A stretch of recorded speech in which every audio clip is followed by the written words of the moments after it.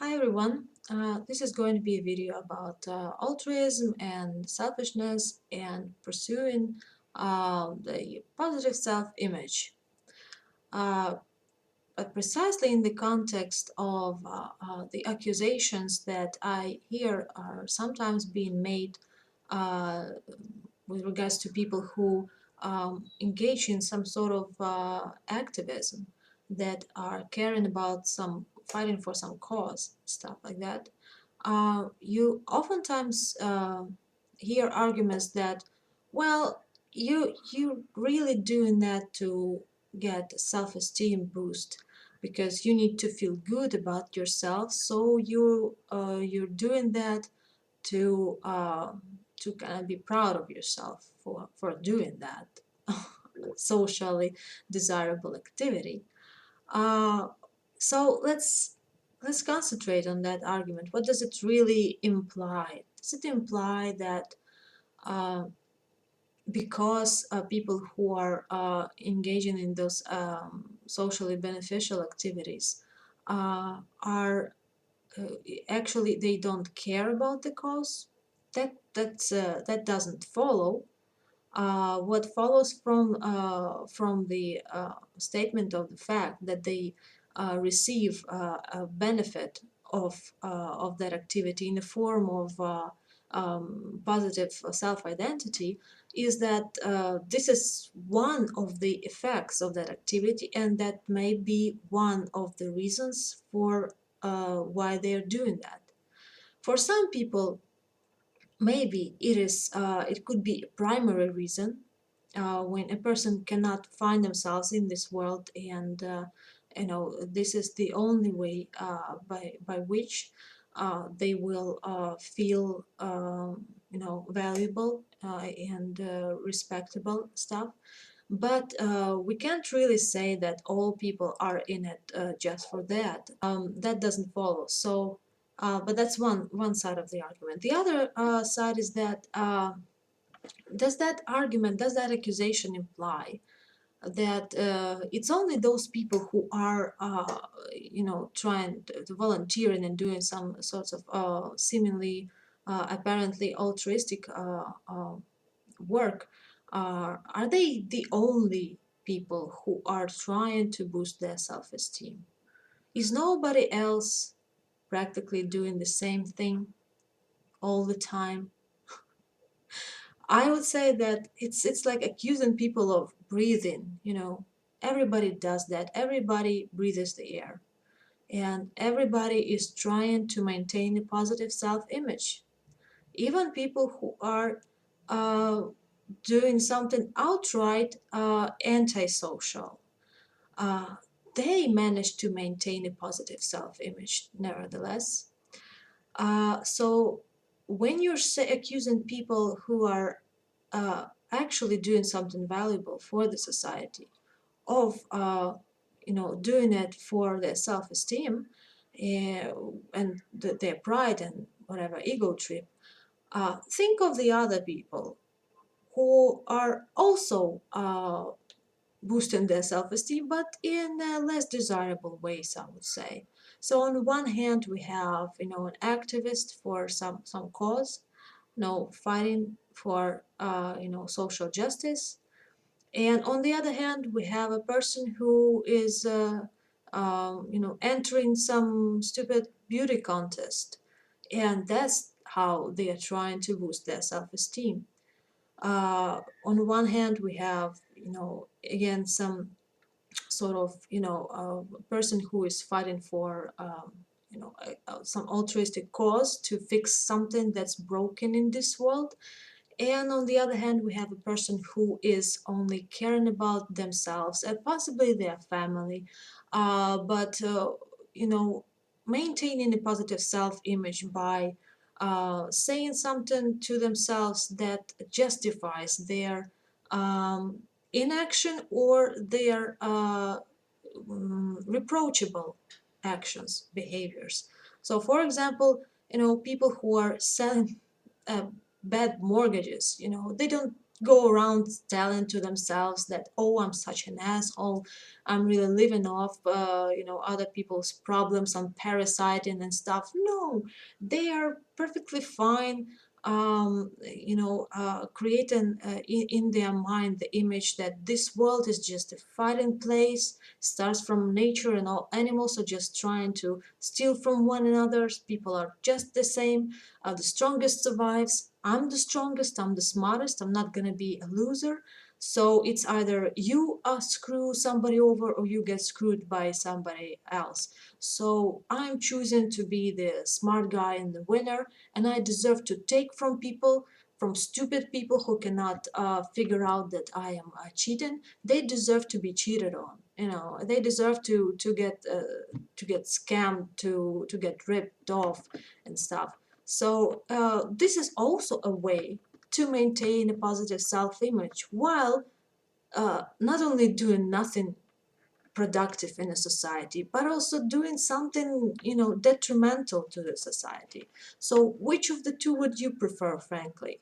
If you're making an accusation towards people who are actually doing something worthy and something desirable, why don't you first think about people who are who are doing nothing of value, but still are feeling fine about themselves? Um, so that's, I think, what people should first and foremost you know uh, keep in mind, that we all are all the time looking for ways to maintain our positive self-image and to increase it, to boost it, to satisfy our egos. But it's only the ways that we choose to accomplish that aim in which we differ. And I would say the people that are choosing the ways that are not only benefiting themselves, but in the same time are creating something of value for others, are on a higher social scale than those who are just sitting home watching a movie and saying to themselves that they don't have to fix anything in this world because they didn't break anything in this world, or because it was broken when they entered this world and stuff. So yeah, you can always maintain a positive self-esteem. The question is how you choose to do that. uh, our psyche is very useful in this respect. It helps us with all these defense mechanisms, with all the justifications that we're able to create. So when you decide for yourself that you don't want to engage in any sort of uh, socially beneficial activity, in any sort of activism, what you do is you create a justification for yourself for why you don't have to do that. And that accusation that is being thrown to people uh, who are engaged in some sort of positive activity, in this respect, this is just the reflection of those justifications. I don't have to do that because people who do that are in that for their ego boost, and I see through that, so I will sit on my hands and do nothing because I figured that out. I'm so smart. But the question is, if you imagine yourself, for example, a thought experiment, you've been falsely accused and imprisoned for something you didn't do. And sitting there in jail, would you prefer some organization that is fighting for human rights to try to get you out of there? Or would you prefer every member of that organization to sit back and think, uh, wait a minute, why am I doing that? Oh yeah, probably I'm doing that because I want to boost my self-esteem and feel also good about myself and feeling proud of who I become and stuff. I don't really care that much about that fucker in jail. Maybe I'll just leave him to rot there and go play bowling. Why am I busting my ass here? Yeah? Would you prefer that? Or would you rather prefer they still do the thing that will benefit you in this case? And if you would prefer that, then you have no case against people who are uh, engaged in socially productive behavior, because you would rather enjoy the benefit of that work, of that action, so you don't get to criticize that. Whatever it is their reason for doing that, they are doing something valuable, and that's a very valuable thing. What can I say else about that? And from my perspective, it's very worthy of admiration still, even if people are partly driven by the self-interest there, or even if they're predominantly driven by self-interest there. Because again, if I compare them to people who are also totally driven by self-interest, but what they do is they completely just center on themselves and take from the society and don't care much about giving anything back. So from those two people, I prefer those who are boosting their self-esteem in a socially productive way, you know. And yeah, what else was I gonna say? We are, by our nature, we are selfish, and it's true that if you dig deeper into most of all of our, actions, you will find a selfish motive somewhere there.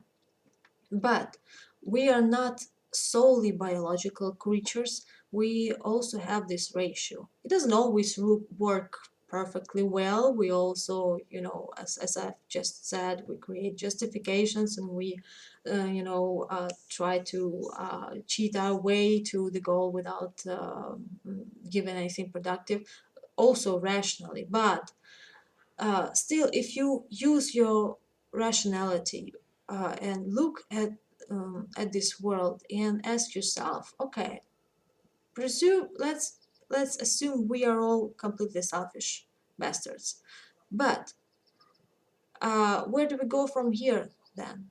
If by What does it mean to admit that fact? Does it mean that we say, okay, we figured that out, we're all genuinely selfish and that's it, we're born selfish, so does it follow from that fact that we should also never try and improve ourselves, but we should just follow our nature? Because our nature, in many respects is not so applaudable, but the way we survived is by bending our nature a little bit, is by adjusting our behavior. We survived by being a cooperative species. We survived by putting some of our self-interests aside. Um, because if we don't create a society where we help each other and not stick each other, stab each other in the back, we have very low chances of surviving. And our also not only about surviving, our life quality will decrease when you live in a society of savages. You're not gonna be able to lean back on your sofa and relax and grab a beer and watch a movie, because everything is in a chaos. You don't know what to expect. Maybe somebody will decide out of their perfect self-interest to barge into your home, rape your wife, and kill you. So we cannot argue for, because something is natural, then let's just let it thrive. Let's be natural savages. No, we thrive by creating something that is no rational, more desirable, because we do not only have instincts, we have brains now. So since I think everybody would prefer to live in the society where people care for one another, because everyone would prefer to get help when they are in trouble, then rationally it should follow that people should behave in that way. Try and behave, better, and take other people's interests into account, and sometimes put their own interest aside and try and help the other, because then the world is a better place. And if the world is a better place, then you personally, your family, and your friends will benefit from it. So this is actually an example of how self-interest leads us, from selfishness towards um, an altruism in a way, but not a altruism when you completely forget about yourself and try only keep the other people's interest in mind, but at least to keep in mind that uh, you probably should do something altruistic once in a while, because that will also benefit you. You shouldn't be shy of the motive that it will give you a self-esteem boost. uh, that's okay. Otherwise, you can have a good self-esteem sitting on your couch and eating pizza and still think that you're a valuable human being. There are plenty of assholes like that. So should we applaud them? Should we put them in the books somewhere for history to remember them? I don't think so. I think that people who are trying to change this world and doing something productive still deserve admiration, and this actions, this behavior should be still promoted, um, because it's socially desirable. It's better for everyone when it persists. So yeah, that was my basic point. And it's gotten dark, and so I have to go because